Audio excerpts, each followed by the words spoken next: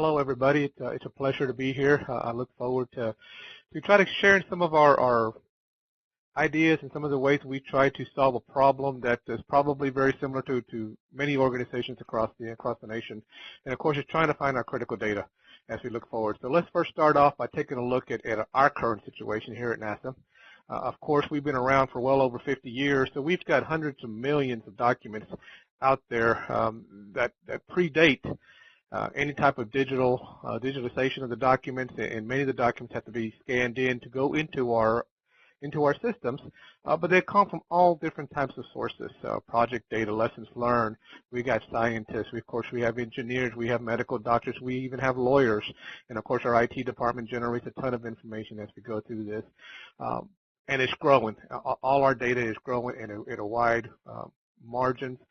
It's constantly coming out there, and it's going across our many centers. If you look at the map there, we have well over we have 18 different centers and facilities.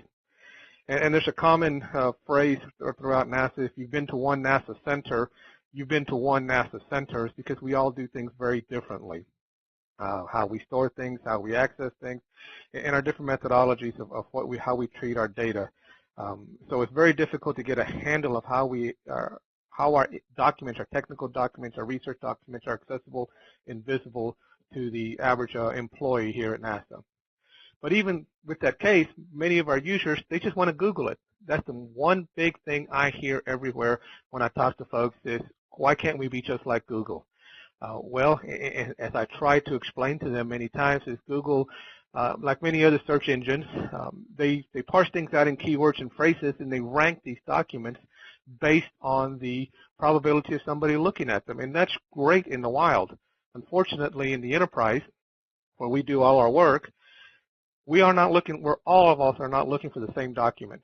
In many cases, we're looking for a document that maybe 20, 30, 40 years ago that hadn't been looked at in a number of years, so it's not going to have a page rank really high, so the search engine is not going to return it. We needed to find something different. We needed to find a different way of doing business when we try to find information. So one of the things my team and I worked upon was trying to figure out what basically is the best search platform or methodology for our data.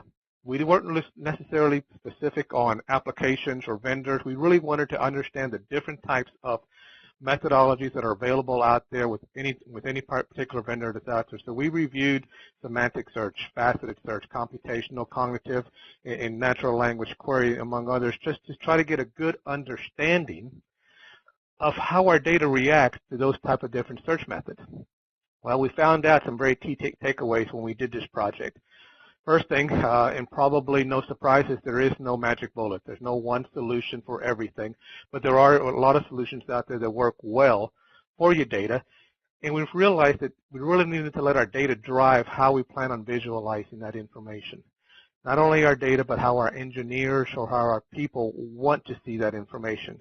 An engineer, for example, may really want to have that information returned from a specific answer to a question that they're looking for, where a researcher may want to find a lot of different information, how they're correlated to each other to look for the next great innovation that they're working on. So we really needed to let the data drive how we're going to present that information back to our end user. The other thing we needed to look at was we really needed to have a good master data management plan. That's essential across any organization. If you don't have that, which we're not there yet, it's going to be difficult to get all that information together, trying to make sure you can find it and make it accessible to your end users.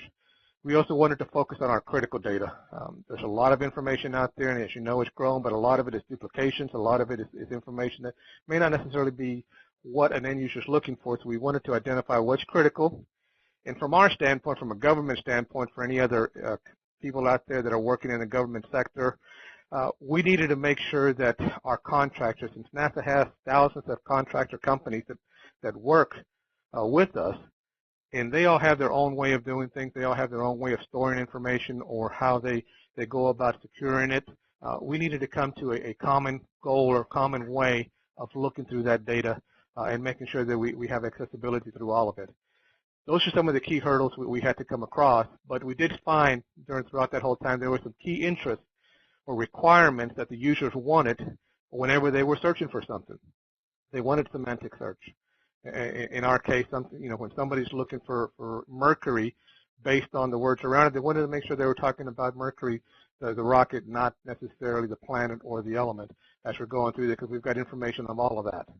They wanted to make sure we could cluster that information into different topics using various algorithms and pull out those other items of information that are correlated but yet may not come up on a standard search.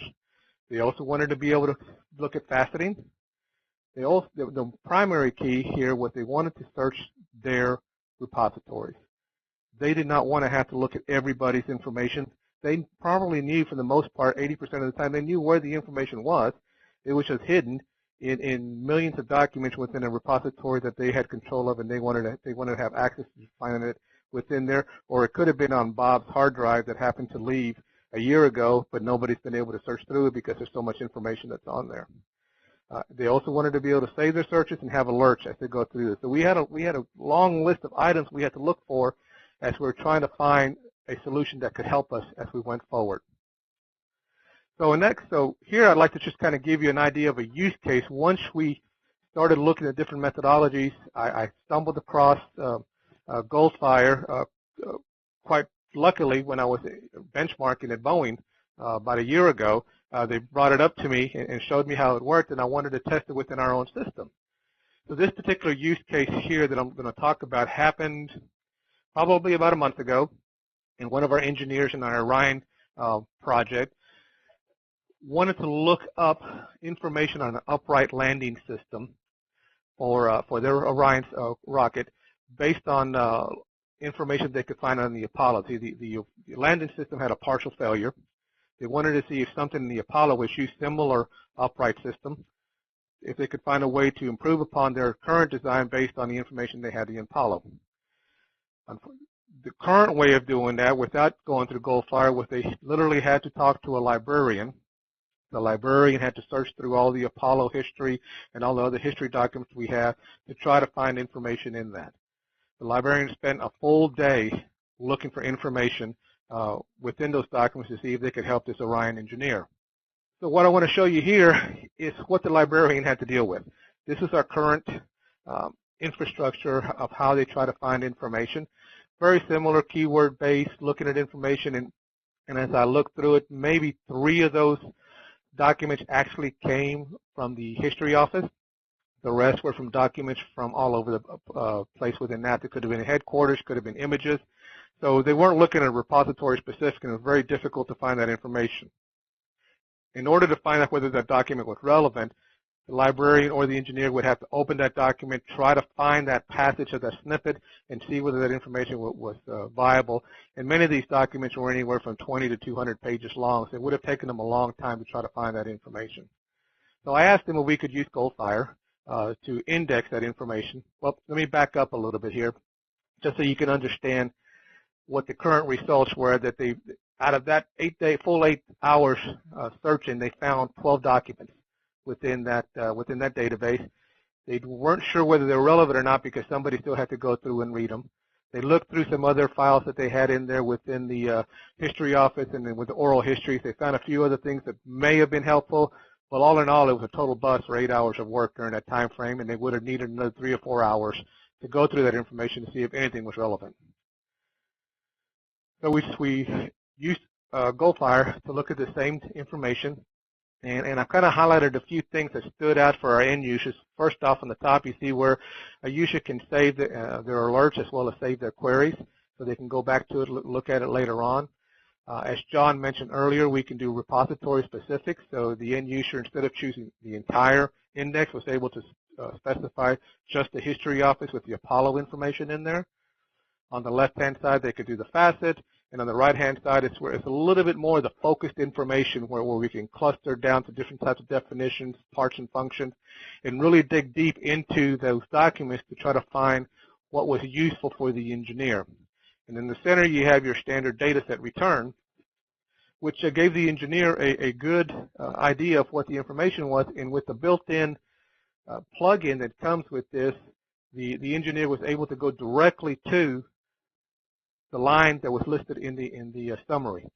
So instead of having to go and try to read 234 pages. It took him directly to page 56 where that information was found. Engineer was astounded at this point just because he didn't have to read so much information, and he was able to find good relevant information quickly, and it helped him. And as you can see from this image here, this was a document again that was scanned in almost 40 years ago from a PDF readable document. So it was very interesting to him that we were able to get something that old up there that he could actually work through on a textual search. So the gold file results, as we went through this, we scanned over 62 gigabytes of information, and that took me probably about 4 hours. Would have been faster if I had a much more powerful machine, but it was really a proof of concept here, so we were using development equipment. The engineer, like I said, was very happy with the results. On the first results, quite often they got relevant information right away, and they found well over 200 contextually relevant documents. And from what I understand from the engineer, 9 of those documents look very promising to help them find an answer. They're still working on it. We don't know whether they found the answer, but it was a lot more detailed results back to the engineer that was very helpful for them. So in summary, as we look through this, the preliminary research, it took 8 hours and another 3 or 4 hours of actually determining whether the user could make any kind of use of that information that was there, and it really returned nothing. So 12 hours lost for both an engineer and for the librarian.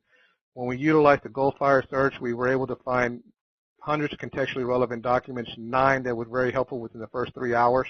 And again, the engineer was able to go in there and start working right away to try to see if he can find a solution. I'm hoping within the next month I can report back that he found a good solution that will actually save the government dollars and how to say make this upright system a little bit better as we go forward in our project.